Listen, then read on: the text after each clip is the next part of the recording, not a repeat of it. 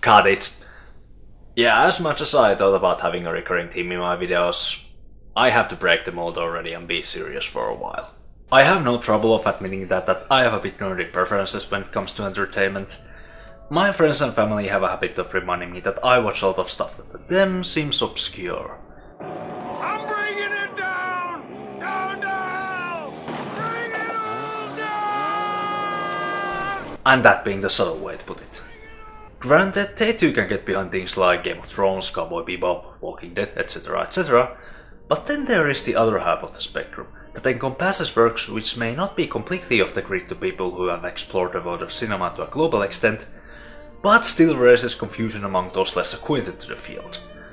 Let's see, there's Mephisto, 1900, Rikyo. For the love of God, don't Google that. Hell, one of my childhood's most nostalgic shows was the Animal Safari Mood, and that shit was more twisted than Battle Royale. It's so difficult traveling with babies.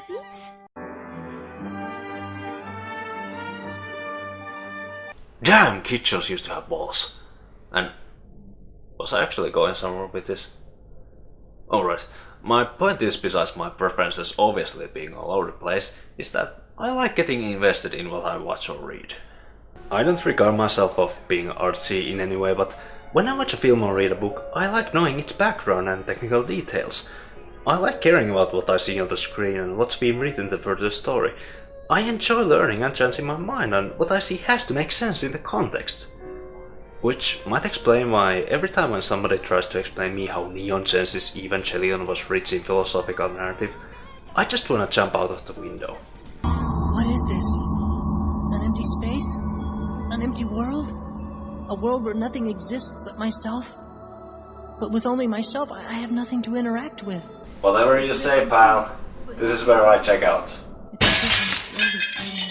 This really is developing into an unnecessarily long segue. I have been going on about how much of a geek I am, but I have trouble of finding myself being a prime example of ultimate fandom to anything. Still, I do realize that there are some stories, icons, or entertainment properties that rise above all that.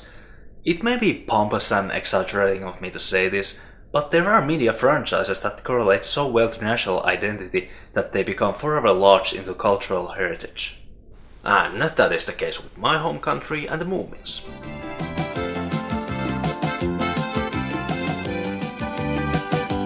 I swear, after living my whole life in Finland and not being eaten by ravenous bears, I don't remember a single year when the Moomin cartoon was not airing.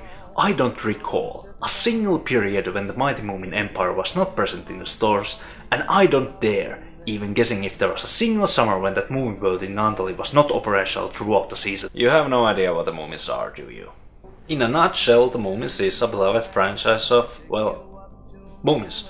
A family of troll-like beings consisting of the protagonist, Moomin Troll, and his parents, Moomin Papa and Moomin Mama, who live in Moomin Valley with their many colorful friends, have great adventures, and eat pancakes so much that it should amount to type 2 diabetes. As a kid, I never paid too much attention to why these fluffy hippo mythos were so popular here in the first place, and I didn't even begin to understand the impact they made abroad. Now, however, I don't find it very hard to see that when it comes to domestic scene, the Moomins just respond very well to Finnish cultural traits. Everything Tove Jansson poured into Moomins had some basis of life around her. The setting with her family, appreciation of nature and seasons, individual freedom and need for quiet times, importance of family, and simple desires. All those things, probably minus the sailing portion, are still relevant to many Finns, and it is no surprise if such issues top the list of what a Finn may want from life. What also today strikes me is how timeless this franchise eventually became.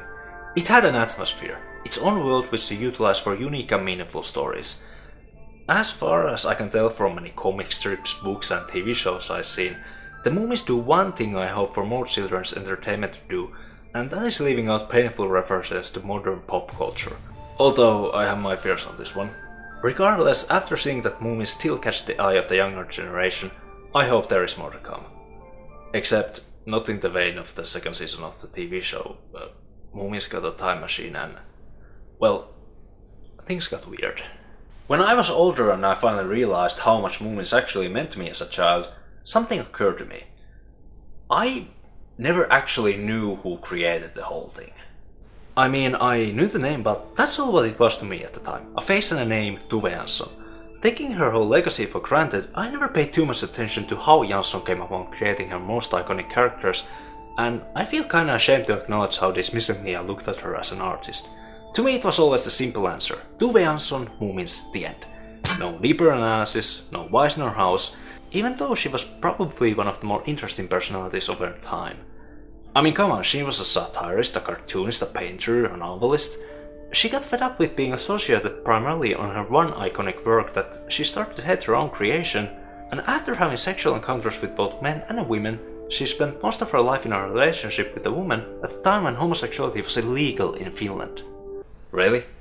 We don't have a biographical film on this woman, but somehow we live in a society that got Patch Adams greenlit? Now, I'm not going to deny that Tove Jansson isn't appreciated. Far from that, she did get her own freaking coin. I just feel that she got eternally stuck with the stigma of creating Moomins. A good stigma as it is, I wish it did not completely overshadow her other accomplishments, as I've seen that not too many of my age class paid much attention to those. One of the more positive turnarounds on that was last year, when Finland celebrated her centennial birthday. I had never seen her more mature novels displayed in bookstores as prominently as 2014, implying that her other work was finally recognized on a larger scale. And now that I think about it, there is actually one thing in the Moomins that fits into the format that I wanted to employ here, but you know what? I give you Grok.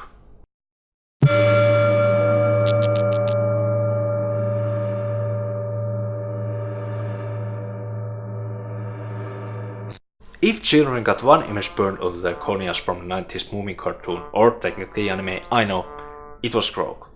In the books it was essentially your typical boogeyman, I'm sorry, a woman, as it is clearly stated that this lumbering manifestation of death is a female. It was a menacing, mysterious creature that froze everything that came near her.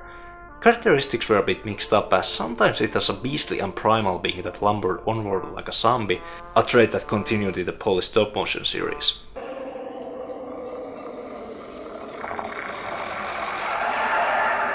But the aspect that has never changed is the tragedy behind the character. All she wants is warmth and friends, but because she possesses an unexplained, probably inborn ability to freeze everything she comes close to, everyone fears her. But push that aside for now. Imagine that you're 4 or 5 years old and you don't know Moomins that well yet. All you've seen are the 5 episodes of the TV show that's going on, and you're about to sit through the 6th.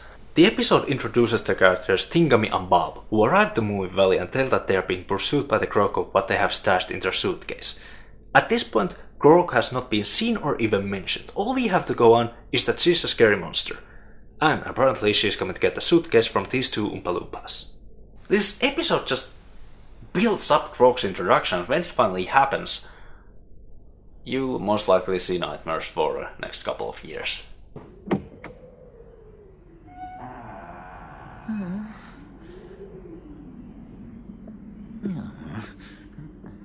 You see? There's no one here at all. Oh.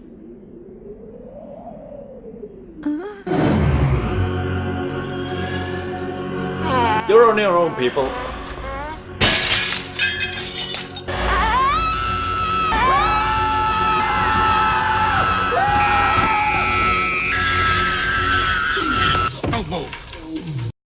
Sweet Jesus, that's how you make an entrance.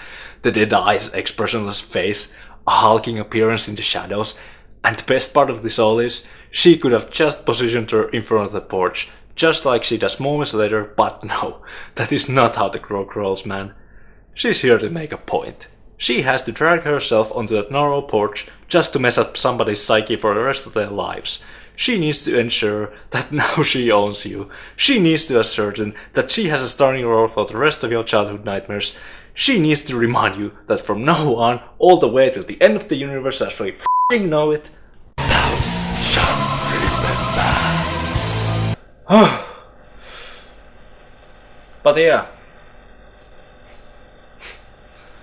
Moomins are still awesome. I can't say anything more about how much this franchise meant to me as a kid and how much it means to me now. Just watch the shows, read the books, enjoy them whether you're a kid or an adult. And don't stop there. Check out the rest of immense body of work Jansson left behind. My recommendation, read the summer book. It's short, it's sweet, and just leaves a warm feeling after you've finished it. And on a personal note, I just wanna say thank you, Tove. You may be gone, but you are not forgotten. Your work makes it impossible.